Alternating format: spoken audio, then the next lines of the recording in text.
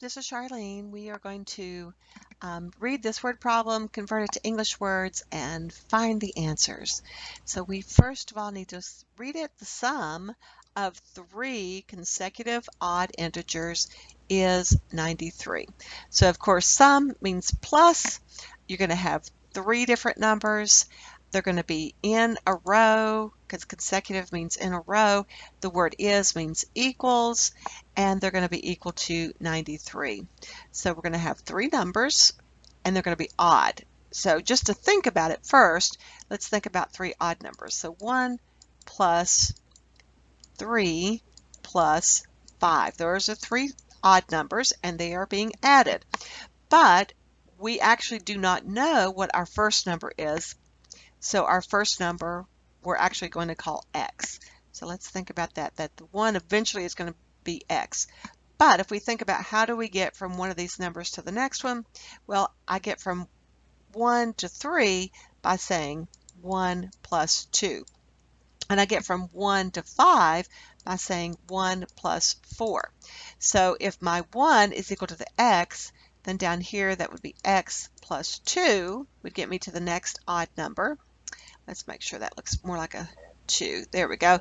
And then my third number, if 1 is equal to x, to get to that third odd number, I would have to add 4 to it. So this right here gives us the equation that we need to work with. This represents the first number, and this is the second number, and this is the third number. And this would get them to the odd. The next, by adding 2 and 4, it would get us to the next odd numbers. Okay, so, and they tell us that it is equal, it is 93. Is 93 means equals 93. At that point, we are ready to use order of operations to combine all of our like terms. So I've got x, x, and x. So that adds up to 3 x's. So I've taken care of this x, this x, this x. Now I've got a 2 and a 4, which are plain old numbers. We call those constants. So 2 and 4 is equal to 6, and that's still equal to 93. Okay, continuing with order of operations, we're going to subtract the 6 from both sides. These will cancel out, and then I have 3x, 93 minus 6. Let's see, I think that's 87. Yep, I think that'll work.